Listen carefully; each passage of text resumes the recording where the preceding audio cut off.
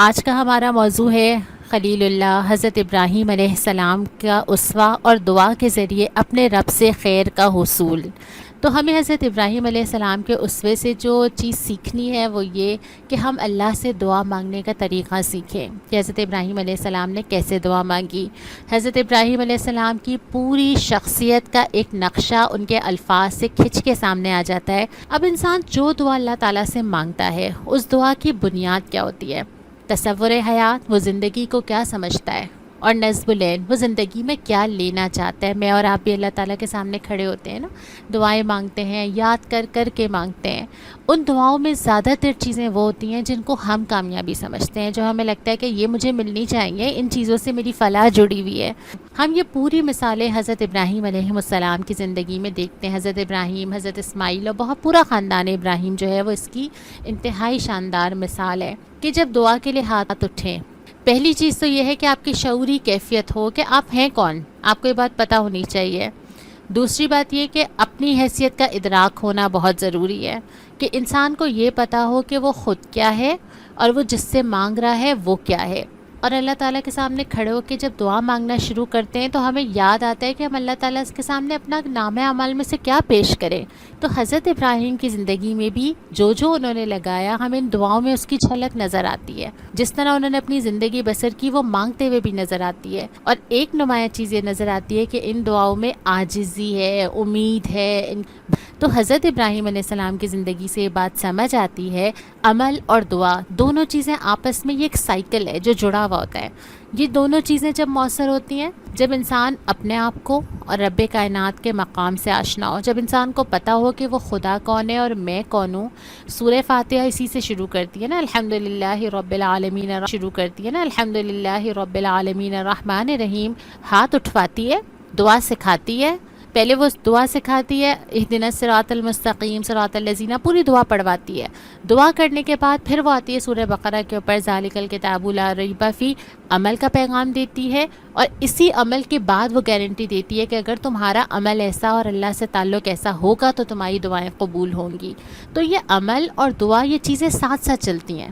حضرت ابراہیم علیہ السلام کی اہم دعائیں قرآن کے 3 مقامات سے، سورہ بقرہ، سورہ شعراء اور سورہ ابراہیم سے۔ جب ابراہیم نے کہا اے پروردگار تو اس شہر کو امن کا شہر بنا، یہاں کے باشندوں کو جو اللہ تعالیٰ اور قیامت کے دن پر ایمان رکھنے والے ہیں پھلوں کی روزیاں دے۔ اللہ تعالیٰ نے فرمایا میں کافروں کو بھی فائدہ دوں گا، پھر انہیں عذاب کی طرف سے بے بس کر دوں گا، یہ پہنچنے کی جگہ بہت ہی بری ہے۔ اس دوسری دعا ہے جب حضرت ابراہیم علیہ السلام دیواریں اٹھا رہے تھے، علیہ السلام کعبہ کی دیواریں اور بنیادیں اٹھاتے جا رہے تھے اور کہتے جا رہے تھے ہمارے پروردگار تو ہم سے قبول فرما لے، تو سننے والا اور جاننے والا ہے۔ اے ہمارے رب، ہمیں اپنا فرما بردار بنا اور ہماری اولاد میں سے بھی ایک جماعت کو اپنا اطاعت گزار رکھ، ہمیں اپنی عبادت کرنا سکھا دے، ہماری توبہ قبول فرما لے، تو توبہ قبول کرنے والا اور رحم و کرم فرمانے والا ہے۔ اگلی دعا ہے اے ہمارے رب، انہی میں سے ایک رسول بھیج جو ان کے پاس تیری آیتیں پڑھے، انہیں کتاب و حکمت سکھائے، انہیں پاک کرے، یقیناً تو غلبے والا اور حکمت والا ہے۔ اگلی جو دعا ہے ابراہیم کی، یہ دعا بھی یاد کرو جب انہوں نے کہا اے میرے پروردگار اس شہر کو امن والا بنا دیجئے، مجھے اور میری اولاد کو بت پرستی سے پناہ دیجئے۔ اگلی دعا ہے اے میرے پالنے والے معبود، انہوں نے بہت سے لوگوں کو راہ سے بھٹکا دیا ہے، بس میری تابعداری کرنے والا میرا ہے، اور جو نافرمانی کرے تو بڑا معاف کرنے والا اور رحم کرنے والا ہے۔ اس کے بعد والی دعا اے ہمارے پروردگار، میں نے اپنی کچھ اولاد ان کی کھیتی کی وادی میں تیرے حرمت والے گھر کے پاس بسائی ہے۔ اے ہمارے پروردگار، یہ اس لیے کہ وہ نماز قائم کریں، بس تو کچھ لوگوں کو دلوں کو ان کی طرف مائل کر دے، انہیں پھلوں کی روزیاں عطا فرما تاکہ یہ تیری شکر گزاری کریں۔ اگلی دعا ہے اے ہمارے پروردگار، تو خوب جانتا ہے جو یہ چھپائیں جو یہ ظاہر کریں، کوئی چیز بھی تجھ سے پوشیدہ نہیں ہے زمین اور آسمان میں۔ اس کے بعد اگلی دعا ہے خدا کا شکر ہے جس نے مجھے اس بڑھاپے میں اسماعیل اور اسحاق علیہم السلام عطا فرمائے، کچھ شک نہیں ہے کہ میرا خدا یا میرا پالنے والا اللہ دعاؤں کا سننے والا ہے۔ اگلی دعا ہے، اے میرے بندرک اور میری اولاد سے بھی، اے میرے رب میری دعا کو قبول فرما لیجئے۔ اس کے بعد، اے ہمارے پروردگار مجھے بخش دیجئے، میرے ماں باپ کو بھی بخش دیجئے اور دیگر مومنین کو بھی بخش دیجئے جس دن حساب ہونے لگے۔ اور اگلی چھوٹی چھوٹی آیات میں بہت ساری دعائیں، اے میرے رب مجھے قوت فیصلہ، مجھے حکمت عطا کر، مجھے نیک لوگوں سے جوڑ دے، میرا ذکر خیر آگے آنے والے لوگوں میں یا جو میرے بعد لوگ ہوں گے ان میں باقی رکھ، مجھے نعمتوں والی جنت کے وارثوں میں بنا دے۔ اعمال اور توفیق الہی۔ حضرت ابراہیم علیہ السلام نے اللہ تعالیٰ سے وہ چیزیں مانگی ہیں جو کہ انسان کی زندگی میں کم سے کم بنیادی چیزیں جس کے بغیر انسان زندگی میں آگے نہیں بڑھ سکتا، زندگی میں ہدایت پر نہیں رہ سکتا، اور زندگی کے ہر روز ہر لمحہ اس کو ان چیزوں کی ضرورت پڑے گی، ورنہ وہ بہت بری طرح ٹھوکر کھائے گا۔ اور ان سارے اعمال پہ چلنے کے لیے انہوں نے بار بار اللہ کو پکارا ہے کہ مجھے اس کی توفیق بھی دیجیے، میرے لیے بہت مشکل ہے زندگی میں چلنا، یہ چیزیں مجھے زندگی میں قائم رہنا، ان پہ اپنے آپ کو استقامت کے ساتھ رکھنا، کہیں دو قدم پیچھے نہ ہٹ جانا، کہیں زمانے اور فتنے اور دور کے تقاضوں کا شکار نہ ہو جانا، اس کے لیے اے اللہ مجھے آپ کی مدد چاہیے، اور اگر ان میں سے کوئی چیز کمپرومائز ہو گئی تو میں بہت نیچے جا کے گروں گی۔ یہ ترجیحات ہیں جو اللہ سے مانگنی ہیں، جس میں پہلی چیز جو مانگی تھی حضرت ابراہیم نے وہ عبادت تھی کہ اللہ مجھے عبادت کی، اپنے سامنے جھکنے کی، اور عبادت کی ساری شکلیں اس کے اندر آتی ہیں۔ اس میں نماز روزہ سے لے کر میرا ہر معاملے میں اللہ کے سامنے جھکنا اور اللہ سے طلب کرنا اور اللہ کے سامنے اطاعت کرنا اور اپنے آپ کو اللہ کے سپرد کر دینا، ساری چیزیں آتی ہیں کہ مجھے عبادت کی توفیق عطا کیجیے، مجھے بتائیے، مجھے عبادت کے طریقے سکھائیے، مجھے اپنی طرف لانے، مجھے بتائیے کہ میں آپ سے قریب کیسے ہو جاؤں، میں جتنی عبادت کری ہوں میں اس کو کیسے بڑھاؤں، میری عبادت میں کمزوری ہے میں اس کو کیسے دور کروں، جو عبادت میں کرنا چاہتی ہوں لیکن نہیں کر پاتی اس کے لیے طاقت کہاں سے لوں، مجھے اپنے قریب آنے کا طریقہ سکھا دیجئے۔ یہ دعا اللہ تعالیٰ سے حضرت ابراہیم علیہ السلام نے مانگی ہے۔ پہلی چیز یہ کہ مجھے عبادت سکھائیے۔ دوسری دعا جو انہوں نے مانگی ہے وہ یہ کہ مجھے بت پرستی یعنی شرک سے بچا کے رکھیے گا، ایسا نہ ہو کہ میں ساری زندگی اللہ کے لیے لگا دوں اور کوئی ایسا عمل جو میرے اعمال کو ضائع کر دینے والا ہو، پل بھر میں میرے اعمال کو چک کے لے جائے۔ ایسا نہ ہو کہ اللہ تعالیٰ شرک کے سوا ہر چیز معاف کرتا ہے لیکن شرک معاف نہیں کرتا، تو جانے انجانے میں کسی ایسی چیز کا شکار نہ ہو جاؤں۔ لہٰذا حضرت ابراہیم اپنے وقت کے نبی، خلیل اللہ، اللہ کے دوست بھی اللہ سے مانگتے ہیں اللہ شرک سے بچا کے رکھیے گا۔ تو یہی میری زندگی کی پریورٹی اور یہی میری اللہ تعالیٰ سے دعا ہونی چاہیے۔ تیسری چیز وہ مانگتے ہیں نماز قائم کرنے کی توفیق، اور نماز قائم کرنے میں دو چیزیں ہیں، ایک تو یہ کہ میرا اور اللہ تعالیٰ کا کنیکشن بنا رہے، میں اللہ تعالیٰ سے جڑی رہوں، یہ تار، یہ کنیکشن، یہ جو وائرلیس سسٹم میرا اور اللہ کا جڑا ہوا ہے اس میں کوئی خرابی نہ آئے۔ اور دوسری چیز یہ کہ نماز کا نظام، ایک اسلامک سسٹم جو ہے اس کی طرف مجھے آگے بڑھنے والا اور اس کو قائم کرنے والا مجھے بنائیں، دونوں چیزیں اس کے اندر آتی ہیں۔ چوتھی چیز یہ، ہر دور کے چیلنجز الگ ہیں، ہر شہر کے، ہر ملک کے چیلنجز الگ ہیں، ہر جنریشن کے چیلنجز الگ ہیں۔ ان چیلنجز میں، ان فتنوں کے دور میں مجھے کیسے پتہ چلے کہ رائٹ اینڈ رانگ کیا ہے، میں غلط سمجھنا صحیح سمجھ کے کر رہی ہوں اور صحیح کو غلط سمجھ کے کر رہی ہوں۔ اللہ تعالیٰ سے دعا مانگی ہے کہ اے اللہ مجھے حکمت عطا کیجیے کہ مجھے صحیح فیصلہ کرنے کی صلاحیت آ جائے میرے اندر۔ اور پھر قرآن نے اور مقامات پہ بتایا ہے کہ یہ حکمت کیسے حاصل ہوتی ہے۔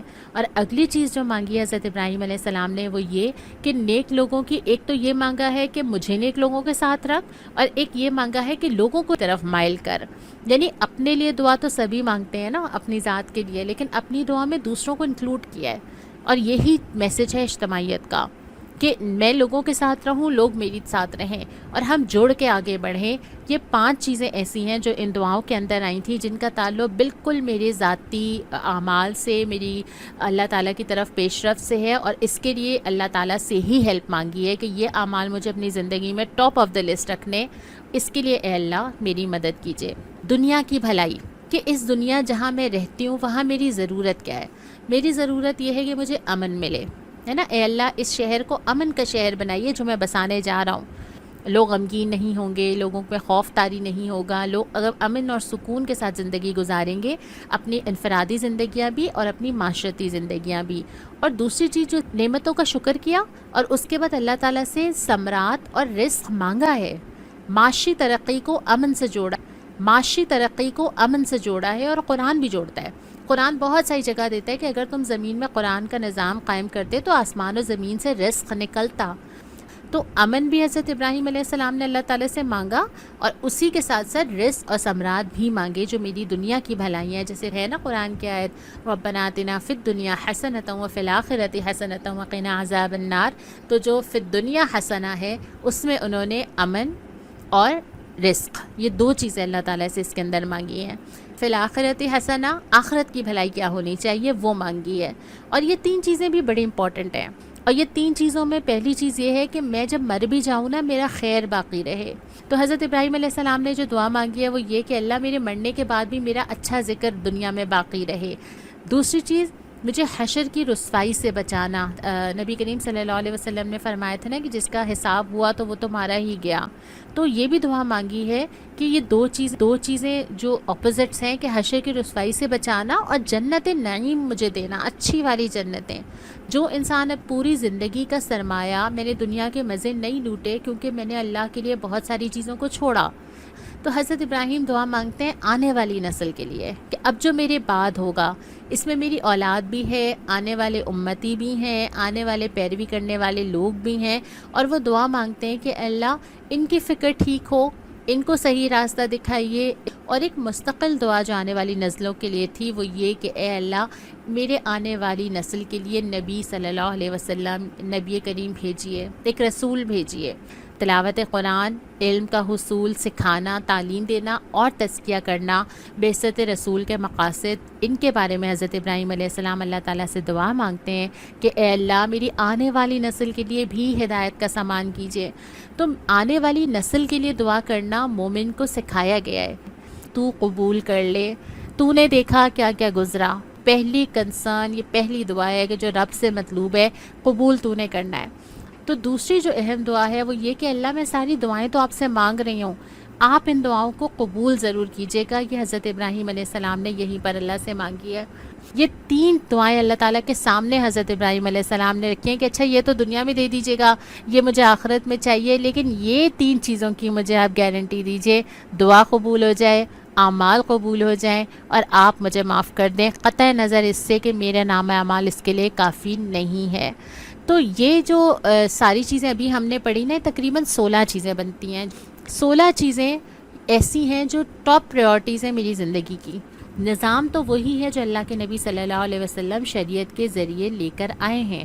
تو انسانوں کی پہلی ضرورت جو ہے وہ شریعت قائم ہونا ہے۔ ضرورت تھی کہ رسول بھیجا جائے جو کہ اللہ تعالیٰ نے بھیج دیا۔ رسول موجود، کتاب موجود، شریعت موجود۔ اب اصل چیز یہ ہے کہ وہ امپلیمنٹیشن نظر آنی چاہیے جہاں تک ممکن ہو۔ جیسے مثال کے طور پہ یہاں کعبہ کی ہم نے شروع میں بات کی کہ اللہ تعالیٰ سے دعا کرتے ہیں حضرت ابراہیم کہ اس کو امن کا شہر بنا، اور اللہ تعالیٰ بنا دیتے ہیں، آج تک بنا دیتے ہیں۔ جس زمین پہ شرک نہیں ہوتا، جس زمین پہ توحید قائم ہے، اس زمین پہ اللہ تعالیٰ نے رزق بھی دیا ہے، فراوانی بھی دی ہے، آسانیاں بھی دی ہیں، امن بھی دیا ہے۔ اور یہی امن پوری دنیا حاصل کر سکتی ہے اگر وہ اپنا ٹریک صحیح کر لے، اگر وہ سمجھ جائے کہ امن لینا کہاں سے ہے۔ اس وقت کعبۃ اللہ، اس وقت سے لے کے آج تک کعبۃ اللہ ایک امن کی چھوٹی سی مثال ہے جس کی پوری دنیا کو ضرورت ہے، اور پوری دنیا کو یہ امن اسی طرح سے مل سکتا ہے۔ دوسری بات یہ کہ اصل چیز جو ہے وہ پریکٹیکل لائف ہے۔ ہماری زندگیوں میں جب حضرت ابراہیم علیہ السلام دیواریں اٹھا رہے تھے تو انہی نظام کو اب جس چیز کے لیے اتنی مشقتیں اٹھائیں، حضرت ابراہیم کی پوری زندگی میں جو لمحہ بلمحہ ایک ایک سٹیپ آپ آگے بڑھے، وہ سٹیپ از خود تو مطلوب نہیں تھے نا۔ یعنی اگر فرعون کا مقابلہ کیا تو وہ مقابلہ کرنا از خود مطلوب نہیں تھا، وہ مقابلہ اس لیے تھا کہ اللہ کی شریعت نافذ ہو سکے یا اللہ کے دیے ہوئے احکامات کو امپلیمنٹ کر سکیں۔ تو اب وہ موقع آیا تھا جب ساری چیزوں سے گزر کے ایک قدم آگے بڑھنے جا رہا تھا۔ تو اب اصل چیز یہ ہے کہ پریکٹیکل لائف میں کیا تبدیلیاں آئی ہیں۔ اپنے اپنے دائرے میں کوئی ملکی سطح پہ مکلف ہوگا، کوئی شہر کی سطح پہ ہوگا، کوئی خاندان کی سطح پہ ہوگا، اور کوئی گھر کی سطح پہ تو ہوگا ہی ہوگا۔ تو جہاں میری جسے کہتے ہیں نا جہاں کلکم راعی و کلکم مسئول عن رعیتہ، جہاں میں موجود ہوں وہاں کی تو میں مکلف ہوں، وہاں میں کیا کر رہی ہوں، اور وہاں پہ جا کے مجھے یہی 16 چیزیں جن کا میں نے پہلے ذکر کیا، یہ ساری دعاؤں سے جو نکلی ہیں، ان کا ایک ایک چیز کو نکلی ہیں، ان کا ایک ایک چیز کو لیتے چلے جائیں گے اور دیکھتے چلے جائیں گے کہ ہماری پرسنل لائفس میں، ہمارے گھروں میں، ہماری آرگنائزیشن میں، ہماری سوسائٹی میں کن کن چیزوں پہ امپلیمنٹ ہو رہا ہے اور کن چیزوں کو مجھے بہتر کرنے کی ضرورت ہے۔ اور پھر یہ کہ یہ ساری دعائیں جتنی حضرت ابراہیم کی ابھی ہم نے پڑھی، یہ ادھوری رہ جائیں گی اگر اس میں اسلامی نظام نہ ہو، یعنی اقامت صلاۃ ہو ہی نہیں سکتی، امن آ ہی نہیں سکتا، معاشی خوشحالی آ ہی نہیں سکتی جب تک کہ ساری چیزیں اس کی سپورٹیو نہیں ہوں گی۔ تو یہ ساری دعائیں جو ہے نا، یہ زندگی بدلنے والی چیزیں ہیں، زندگی کا رخ متعین کرنے والی چیزیں ہیں، زندگی کی پریورٹیز کو ریسیٹ کرنے والی چیزیں ہیں۔ اپنی زندگی میں کچھ چیزوں کو پیچھے کرنا ہوگا اور کچھ چیزوں کو آگے لے کے جانا ہوگا، ذاتی زندگی کی تعمیر سے لے کر معاشرے کی تعمیر، اور معاشرے کی تعمیر سے لے کے ریاست کی تعمیر۔ حضرت ابراہیم علیہ السلام کی ان ساری دعاؤں کا پیغام اور کنکلوژن ہے۔ تو جب بھی ہم یہ دعا پڑھیں، اس ایک اللہ کا گھر، اللہ کے گھر کے سامنے کھڑے ہو کے یہ دعائیں، اور ان دعاؤں کے ذریعے زندگی میں تبدیلی، یہ حضرت ابراہیم کی ان دعاؤں کا پیغام ہے۔ جزاک اللہ۔ السلام علیکم ورحمۃ اللہ۔